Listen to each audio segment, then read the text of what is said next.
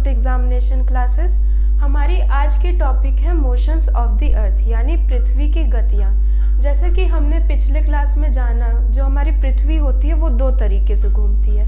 पहला होता है रोटेशन यानी घूर्णन और दूसरा होता है रिवोल्यूशन यानी परिक्रमण। सबसे पहले हम लोग रोटेशन यानी घूर्णन के बारे में बात करेंगे।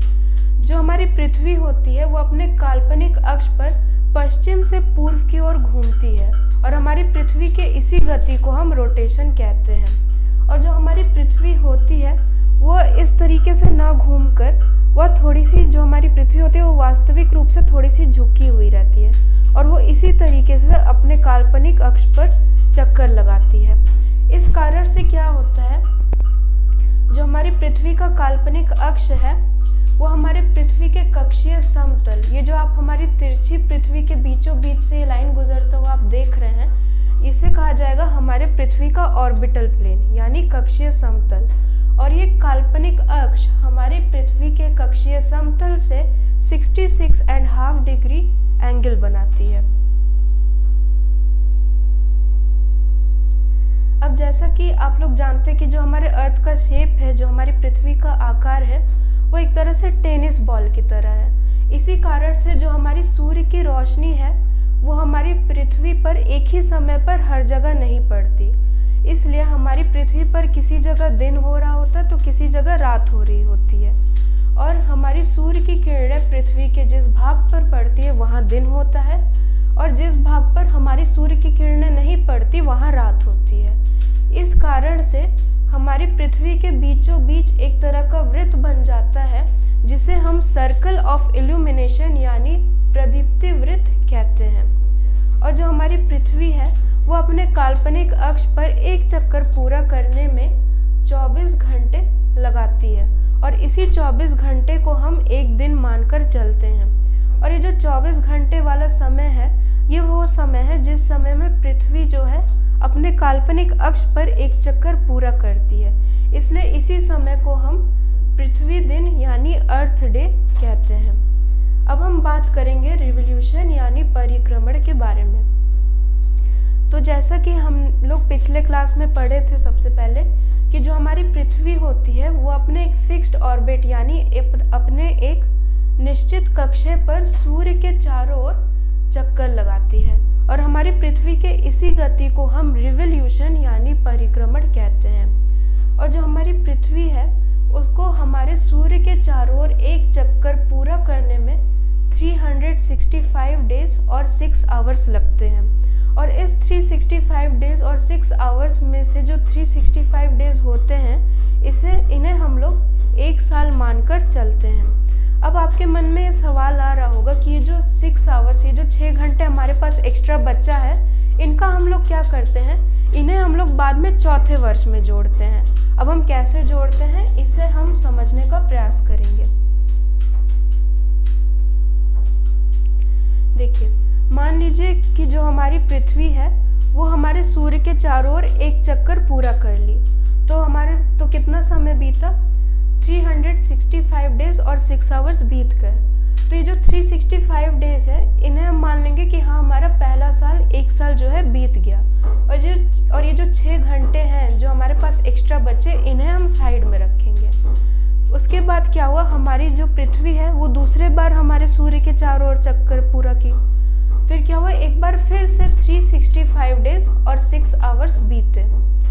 तो हम लोग क्या करेंगे, हम लोग ये जो दूसरी बार 365 डेज आया है इसे हम दूसरा साल मान लेंगे और ये जो 6 घंटे हैं इसे हम साइड में रख लेंगे। अब क्या करेंगे, जो हमारा पृथ्वी है वो सूर्य के चारों ओर तीसरी बार चक्कर पूरा करती है, यानी कि तीसरी बार जो है 365 डेज और 6 आवर्स बीते।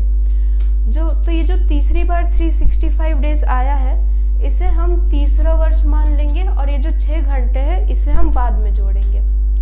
अब जो हमारा पृथ्वी है वो सूर्य के चारों ओर चौथी बार चक्कर पूरा करती है, यानी कि चौथी बार 365 डेज और 6 आवर्स बीते।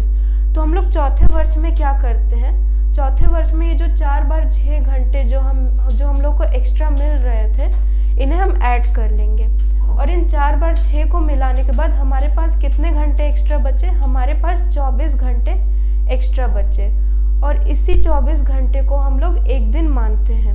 तो हम लोग क्या करेंगे, जो एक दिन एक्स्ट्रा बचा है हमारे पास उसे हम चौथे वर्ष में जोड़ देंगे। इसका मतलब जो चौथा वर्ष है उसमें 365 डेज ना होकर 366 डेज होता है और इसी 366 डेज वाले वर्ष को हम लीप वर्ष यानी लीप ईयर कहते हैं। इसलिए जो हमारा हर चौथा साल होता है उस साल में 366 डेज होते हैं जिसे हम लीप ईयर कहते हैं। अब ये जो एक दिन बचा है हमारे पास एक्स्ट्रा, इसे हम कहाँ जोड़ते हैं, इसे हम चौथे वर्ष के फरवरी महीने में जोड़ते हैं। इसका मतलब हमारे चौथे वर्ष के फरवरी महीने में 28 दिन ना होकर 29 डेज होता है। आई होप आप लोगों को ये चीज़ क्लियर हुआ होगा। अब जैसा कि आप लोग जानते हैं, जो हमारी पृथ्वी होती है वो अपने काल्पनिक अक्ष पर भी चक्कर लगाती है कुछ इस तरीके से, और अपने काल्पनिक अक्ष पर चक्कर लगाते हुए वो हमारे सूर्य के चारों ओर भी चक्कर लगाती है। इस वजह से क्या होता है, इस वजह से हमारी पृथ्वी पर अलग अलग मौसम होते हैं, जैसे कि ठंडी, गर्मी, शरद और वसंत। और ये जो मौसम होते हैं, ये जो ऋतुएं होती हैं, ये हमारी पृथ्वी के बदलते हुए पोजीशन, हमारी पृथ्वी के बदलती हुई स्थिति के अनुसार बदलती रहती हैं। और इसी से जुड़े हम जो है 3 अनोखे दिन के बारे में जानेंगे। सबसे पहले हम जानेंगे समर सॉल्स्टिस यानी जिसे हम उत्तर अयनांत कहते हैं। और ये कब होता है, ये होता है हमारा 21 जून, ये होता है हमारे 21 जून में। इस दिन क्या होता है, इस दिन जो हमारी पृथ्वी होती है उसका जो उत्तरी ध्रुव होता है वो हमारे सूर्य की ओर झुका रहता है। इस वजह से जो हमारी सूर्य की किरणें हैं वो हमारी कर्क रेखा पर एकदम सीधी पड़ती है। इस वजह से क्या होता है, जो हमारी उत्तरी गोलार्ध की अधिकतम जगह है वहाँ पर गर्मी का मौसम होता है, और साथ ही साथ हमारे आर्कटिक सर्कल के बाद वाली जगहों पर लगातार जो है 6 महीने तक दिन ही रहता है। और 21 जून में इस दिन हमारे जो दक्षिणी गोलार्ध है वहाँ पर अधिकतम ठंडी का मौसम चलता है, और इसी 21 जून वाले दिन को हम समर सॉल्स्टिस यानी उत्तर अयनांत कहते हैं। अब हम बात करेंगे दक्षिण अयनांत यानी विंटर सॉल्स्टिस। ये जो दक्षिण अयनांत होता है ये होता है हमारा 22 दिसंबर में। और इस दिन क्या होता है, इस दिन जो हमारा दक्षिणी गोलार्ध है वो सूर्य की ओर झुका हुआ रहता है। इस वजह से जो सूर्य की किरणें हैं वो हमारी मकर रेखा पर एकदम सीधी पड़ती है। इसी कारण से जो हमारी पृथ्वी का दक्षिणी गोलार्ध है वहाँ पर अधिकतम जगहों पर गर्मी का मौसम होता है, और हमारे दक्षिणी गोलार्ध वाली जगहों पर ठंडी का मौसम होता है। और ये कब होता है, ये होता है हमारा 22 दिसंबर में। और इसी दिन को हम दक्षिण अयनांत यानी विंटर सॉल्स्टिस कहते हैं।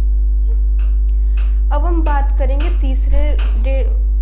तीसरे डेट्स के बारे में। देखिए जैसा कि आप ये दो फिगर में देख रहे हैं, इन दो फिगर में जैसे कि आप देख पा रहे हैं कि जो हमारी पृथ्वी है उसका कोई भी ध्रुव सूर्य की ओर झुका हुआ नहीं है। इस वजह से क्या होता है, जो हमारी सूर्य की किरणें हैं ये इन 2 तारीख पर, कौन सी तारीख, एक होता है हमारा 21 मार्च में और एक होता है हमारा 23 सितंबर में। इन 2 तारीख में जो हमारी सूर्य की किरणें हैं वो हमारे पृथ्वी के इक्वेटर, जिसे हम विषुवत वृत्त कहते हैं, इस पर सीधी पड़ती हैं। और इन 2 तारीख में हमारी पूरी पृथ्वी पर जो दिन और रात होता है वो दोनों बराबर बराबर होते हैं। और इन 2 तारीख को हम इक्विनॉक्स यानी विषुव कहते हैं। तो आज के लिए इतना ही। आई होप आप लोगों को चीज़ें समझ आई होंगी। नेक्स्ट क्लास में हम लोग एक नया टॉपिक स्टार्ट करेंगे। तब तक के लिए आप लोग अपना ध्यान रखिए। धन्यवाद।